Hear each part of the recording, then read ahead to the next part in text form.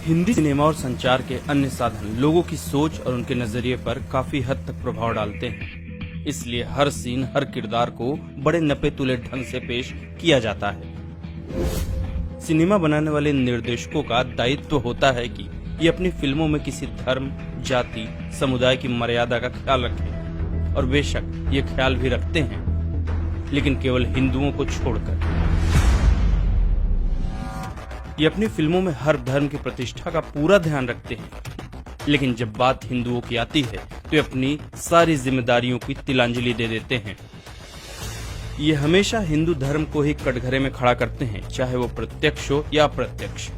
इनके द्वारा हिंदू धर्म को पेश करने का तरीका कभी हास्य, तो कभी भय, तो कभी एक असंतुलित समुदाय की तरह पेश किया जाता है। लेकिन ऐसा क्यों है? क्या ये सब बस किरदार तक सीमित है या इसके पीछे कुछ और भी है?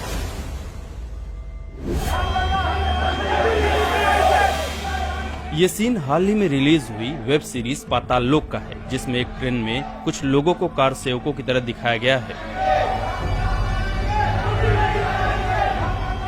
जो रामलला हम आएंगे, मंदिर वहीं बनाएंगे का नारा लगाते हुए एक मुस्लिम परिवार को इसलिए मार रहे हैं क्योंकि वो लोग आपत्तिजनक मांस खा रहे हैं।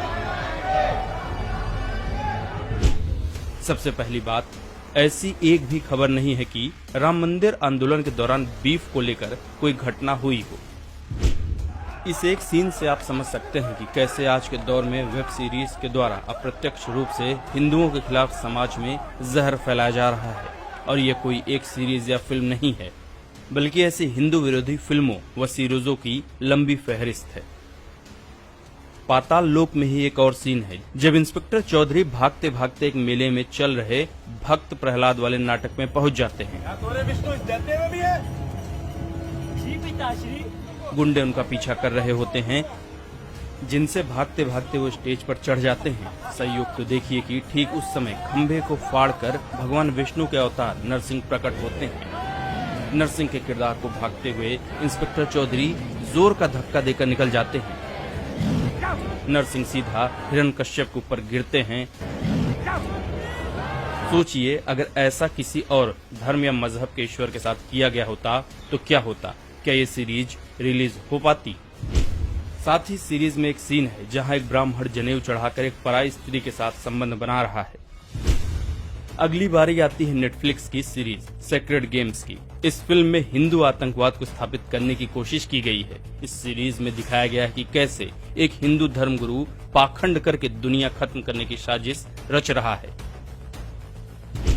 नेटफ्लिक्स की एक और सीरीज लव पर स्क्वायर फुट में अभिनेता अभिनेत्री के एक दृश्य में, जिसमें थोड़ी अभद्रता भी थी, उसमें डायलॉग का उपयोग किया गया, रघुकुल रीत सदा चली आई, प्राण जाए पर पप्पी न जाए। रघुकुल रीत सदा चली आई, प्राण जाए पर पप्पी न जाए। जो एक कहावत रघुकुल रीत सदा चली आई, प्राण जाए पर वचन न जाए, यहाँ भी वह कहावत को हास्य में उपयोग में लाया गया, जबकि रघुकुल भगवान श्री राम और उनके कुल को संबोधित करता है।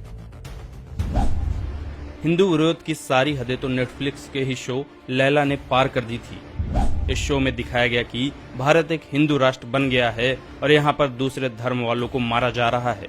कोई भी व्यक्ति खुलकर कुछ बोल नहीं सकता है। अगर किसी हिंदू स्त्री ने मुस्लिम से शादी कर ली तो उसके पति को मारकर उसके बच्चों को छीन लिया जाता है और उस स्त्री को जबरदस्ती सारी प्रताड़नाएं दी जाती हैं। आप इस शो के डायरेक्टर की बेशर्मी का अंदाजा इस बात से लगा सकते हैं कि अगर आप इन घटनाओं को देखें और साथ ही आज से 1000 साल पीछे के बारे में सोचें तो याद आएगा कि ठीक यही घटनाएं हिंदुओं के साथ हुई थी और जिसे अंजाम क्रूर मुगलों ने दिया था।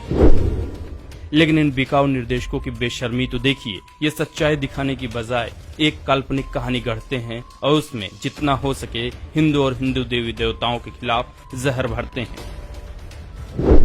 जरा आप सोचिए, जिस देश ने आज तक कभी किसी देश पर आक्रमण नहीं किया, जहां लोग हमेशा अतिथि देवो भव के आदर्शों पर चलते हैं, जिस देश के बहुसंख्यकों ने हमेशा प्रताड़नाएं झेली, भला वहां के लोग कभी ऐसा कर सकते हैं? 80% हिंदू आबादी वाले देश में ही हिंदुओं को हिंसक और हत्यारा दिखाया गया, लेकिन हिंदू चुप रहे। आप सोचिए, अगर हिंदुओं के अलावा किसी और के बारे में ऐसा दिखाया गया होता तो परिणाम क्या होता? आपको पीके फिल्म का वो सीन तो याद ही होगा जिसमें भगवान शिव के रूप में एक व्यक्ति आमिर खान से बचकर भागा भागा फिरता है। आप लोग वो सीन देखकर बहुत हंसे होंगे, लेकिन क्या आपने सोचना चाहा कि केवल हिंदू देवताओं को ऐसा क्यों दिखाया गया, किसी और धर्म को क्यों नहीं दिखाया गया?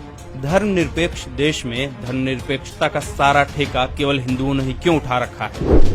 हिंदुओं के खिलाफ प्रोपेगेंडा चलाकर, हिंदुओं की देवी देवताओं के साथ अभद्रता दिखाकर, उनके संस्कृति पर सवाल उठाकर ऐसे सीरीज हिंदुओं को असहिष्णु बताते हैं। प्रोपेगेंडा चलाने वाले ये वही लोग हैं जो बोलने की आजादी के नाम पर, धर्मनिरपेक्षता के नाम पर हर दिन हिंदुओं को नीचा दिखाते हैं।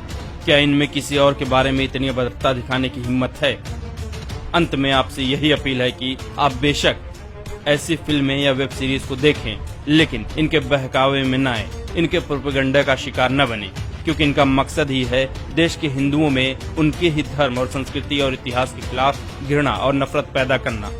और इस बात से कोई और अनजान नहीं है कि अब हमारा धर्म और हमारी संस्कृति ही हमारे जीवन का आधार है, हमारी शक्ति है, हमारी पहचान है। जिस दिन हमें इससे अलग कर दिया गया, उस दिन न हमारे पास कोई शक्ति होगी, न कोई पहचान।